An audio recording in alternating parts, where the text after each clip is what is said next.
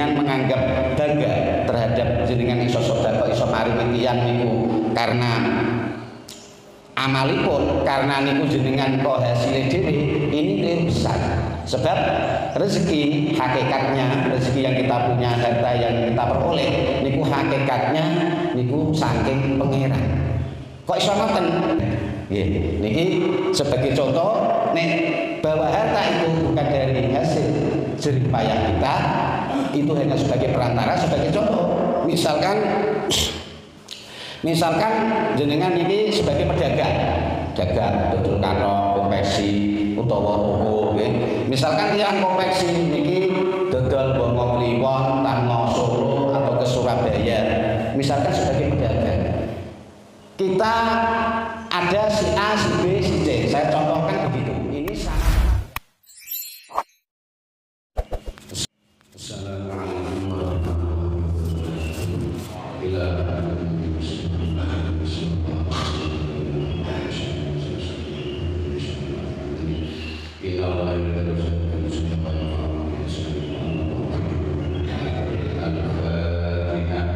Bismillahirrahmanirrahim.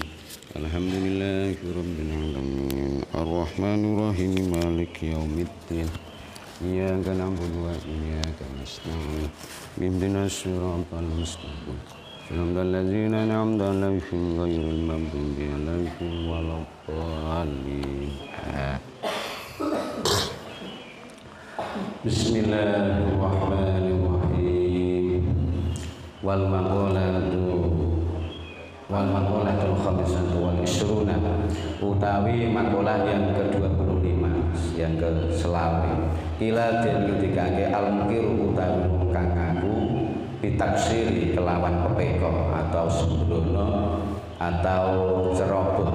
Ai bila tegese kelawan apes anito ati saking taat. Abadan ing dalam selawase iku mahmudun den puji. Wal ikrar utawi ngaku ditaksiri kelawan pepeko atau kelawan sembrono iku mau iku alamatun sebagai alamat menunjukkan sebagai tanda al-qabul diterima amalipun.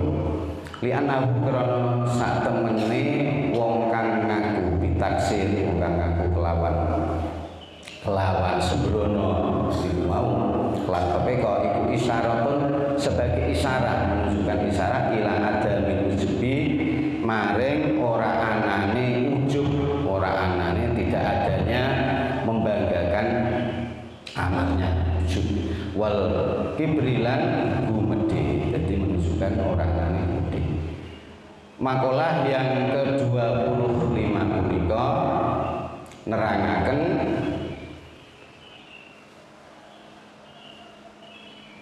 tiyang ingkang mengakui dirinya niku awake pepeko. Pepeko niku sembrono bahwa masih ceroboh, masih jadi dia mengakui dirinya itu sembrono atau merasa ibadahnya itu tidak sempurna, masih banyak kekurangan, masih banyak kecerobohan, masih banyak sembrono dalam ibadah. Orang yang mengaku demikian punika dipun puji, mahmudun dipun puji dening Allah. Orang yang selalu mengaku demikian itu dipuji dening Allah. Sebabnya apa? Orang yang mengaku, yang ingkang mengaku pepeka punika merasa amalnya itu kurang, merasa amalnya itu belum sempurna, dia masih banyak kecerobohan, kesembronoan dari amal-amalnya. Nah, orang yang mengaku demikian ini menunjukkan diterimanya amal itu. Nah, mulane tiyang punika niku dipun puji dening Allah Subhanahu wa taala. Nah, kenapa tiyang ingkang mengakui dirinya bahwa dirinya niku ketika dia sudah beramal, sudah melakukan ibadah dan sebagainya, tapi dia merasa ibadahnya itu tidak sempurna, dia merasa masih banyak kesalahan, kelumpuhan dan sebagainya, kok tiyang punika niku dipun elem, dipun uji dening Allah, karena manusia niku pada dasarnya memang boten wonten ingkang saged dipun banggaaken. Karena dalam diri manusia niku asline boten wonten ingkang saged dipun banggaaken. Nggih termasuk amal ibadah taate. Misale niki sebagai contoh, kita mau membanggakan ibadah kita. Misalkan jenengan niki wis rumangsa pada pagi ini fajar niki wau jenengan iso berjamaah, iso melakukan dzikiran bareng. Niki nggih boten saged kita banggakan amal kita. Karena napa? Karena hakikatnya yang menggerakkan, yang menjalankan kita punika saged ibadah punika nggih hakikatnya adalah fadl atas fadl anugerah saking pangeran. Niku saking rahmate pangeran. Kita saged hadir dan punika majelis. Lah kenapa kok bisa begitu? Karena misalkan Allah niku menghendaki ngersakake panjenengan kok niku boten saged nindakaken ibadah, rajin ibadah kados punika nggih mudah mawon. Jenengan mungkin sudah ada usaha, sudah ada niatan untuk bisa menghadiri wonten ing majelis punika. Mungkin kawit bengi atau kawit sore ini sudah direncanakan aku nek iso melu kegiatan berjamaah, nek iso engko melu dzikiran kados punika. Jenengan sudah ada niatan yang baik. Tapi kalau Allah menghendaki jenengan tidak bisa hadir, itu nggih mudah mawon. Misalkan jenengan pas tadi malam niku tidure filme dilalah boten nyenyak. Nggih mungkin udarane niki lagi sumuk, panas kira jenengan terus nglilar-ngilir. Bareng nglilar-ngilir niku turunipun jenengan otomatis boten tenang.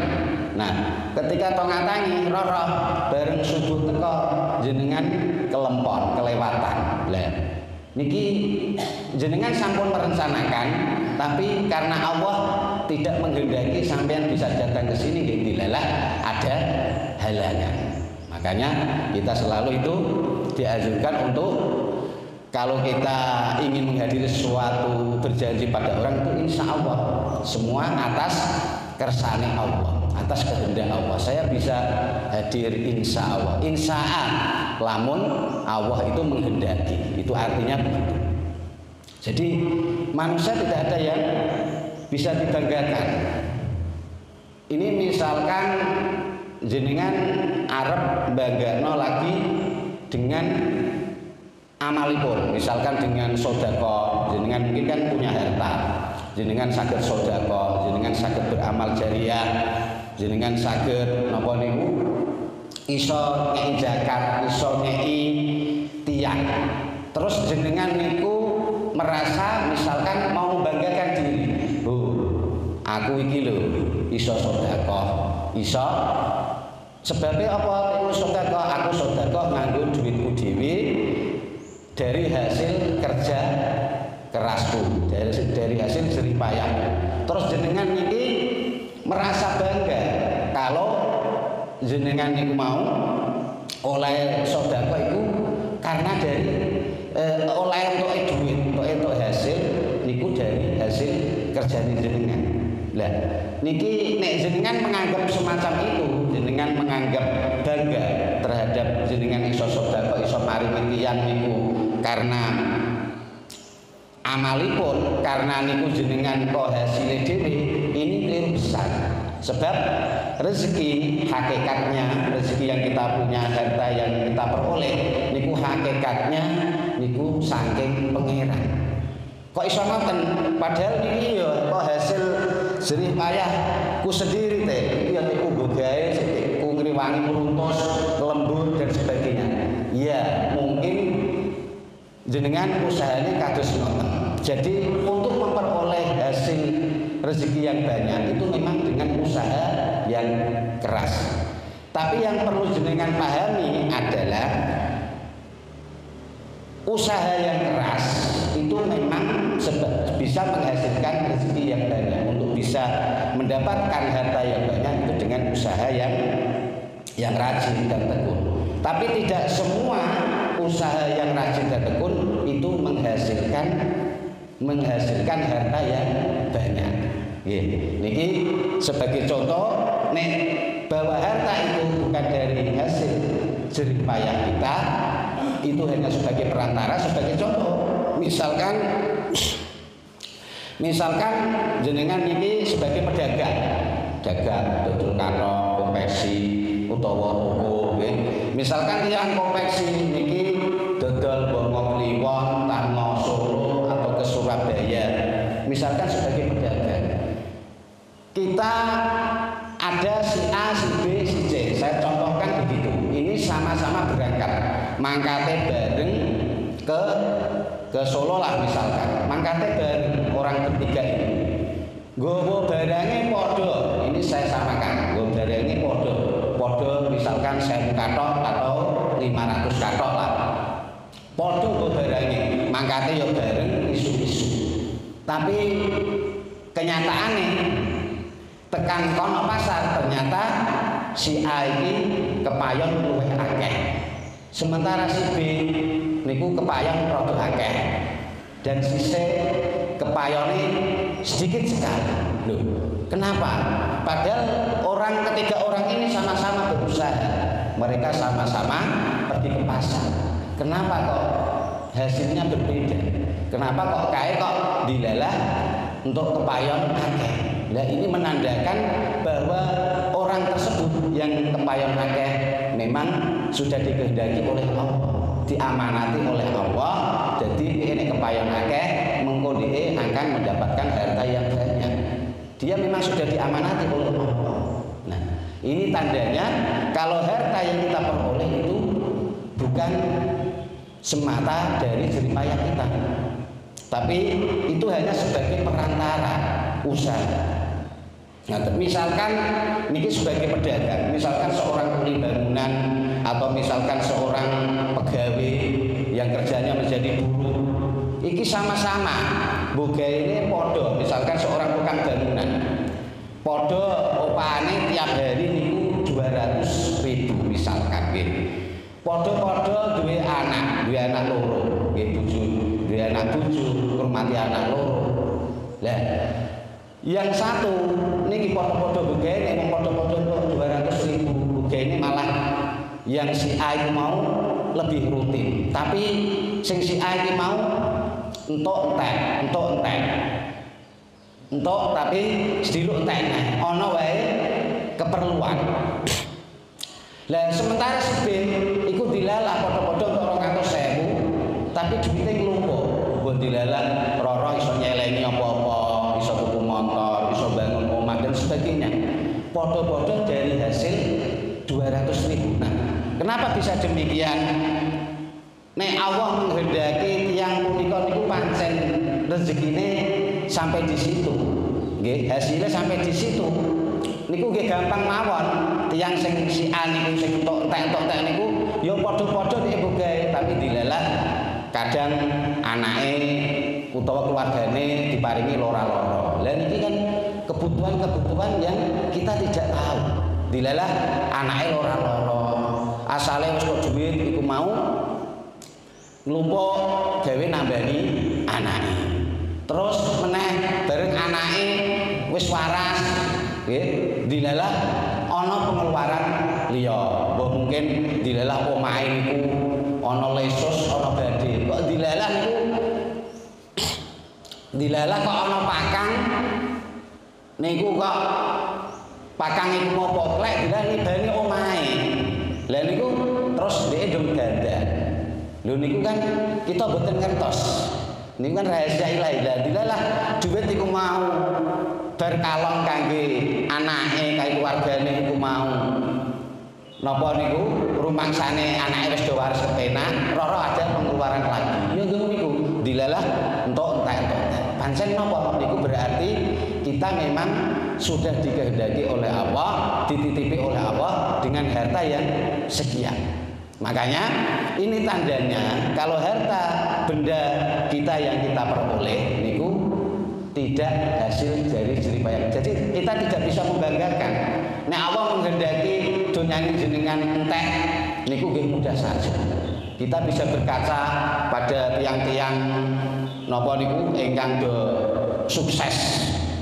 Ana corona niki kathah tiyang ingkang carane niku usahane kukut bangkrut niku mboten kantenan cara niki dina niki merata.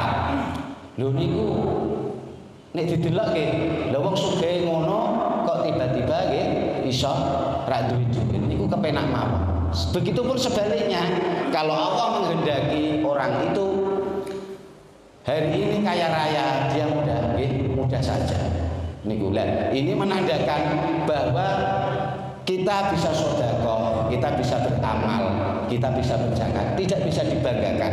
Karena amal jariah sedekah kita itu hakikatnya kita bisa melakukan itu karena atas kehendak Allah, kita diamanati.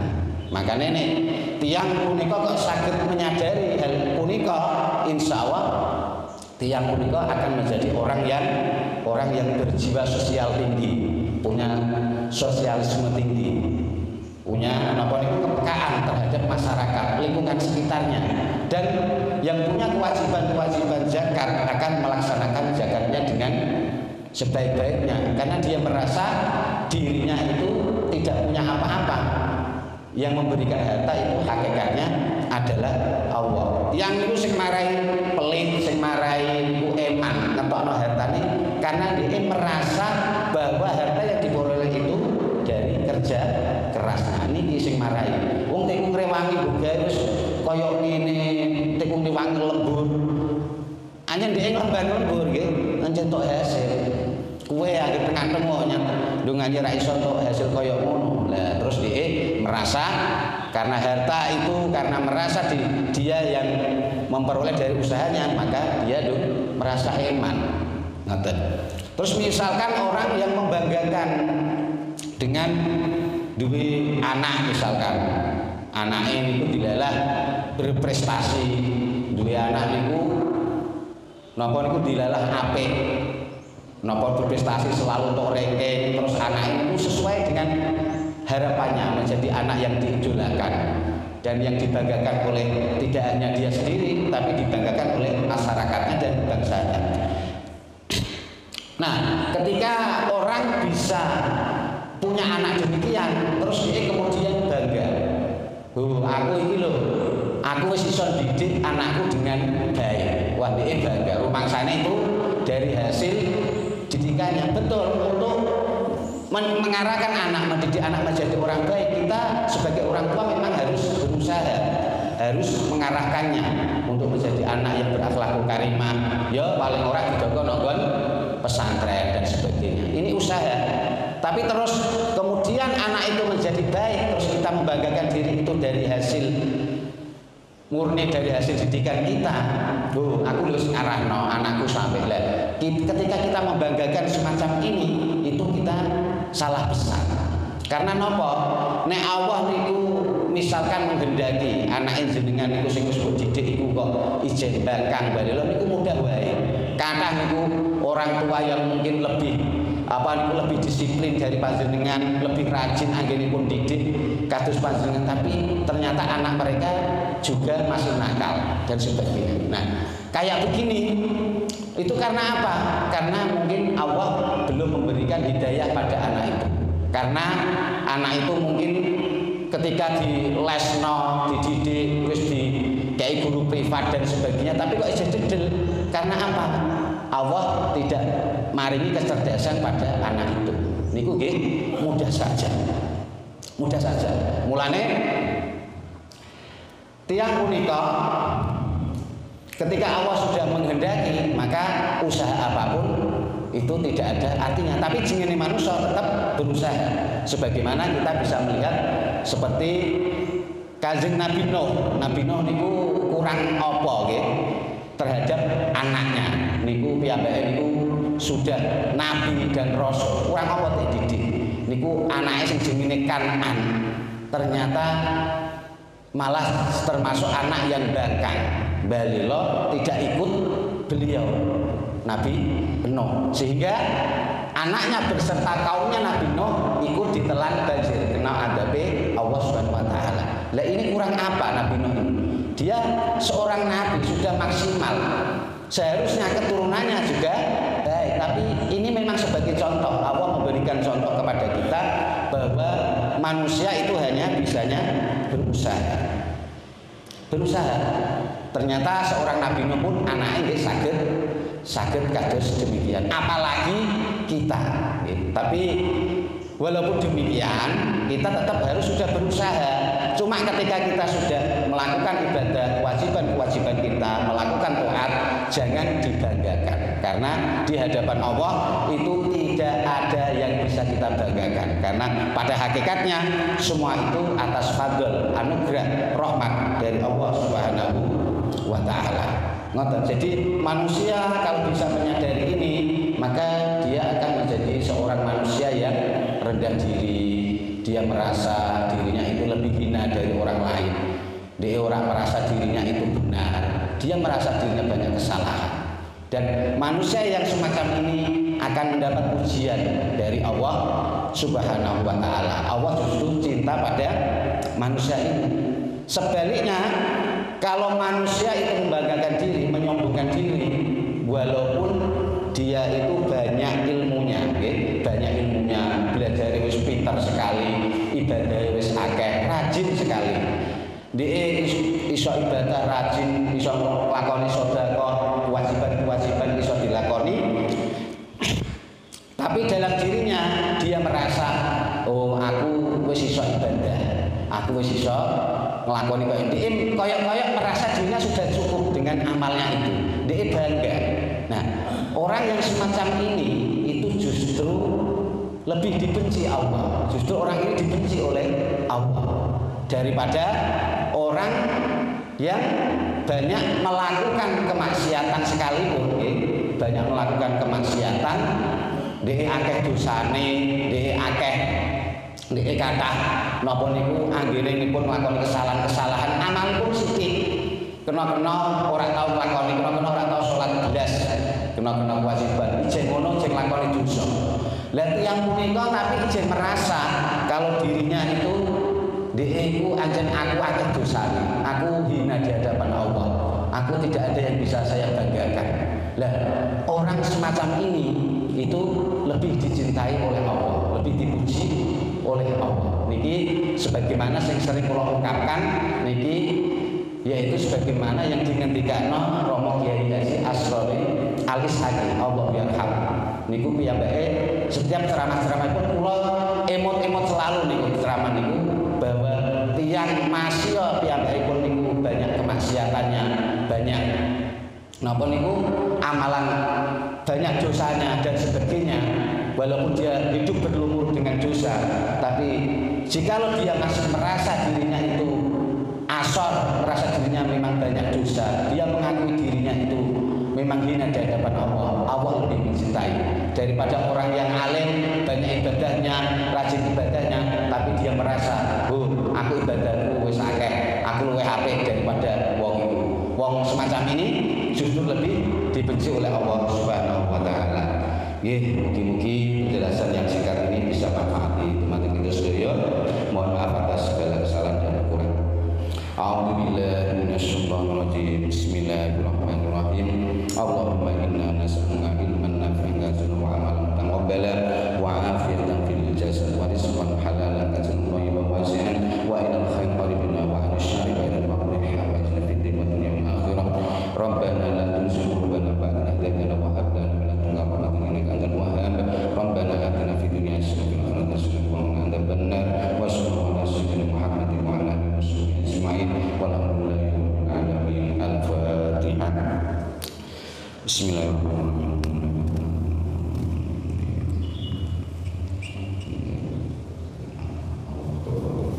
Wassalamualaikum warahmatullahi wabarakatuh.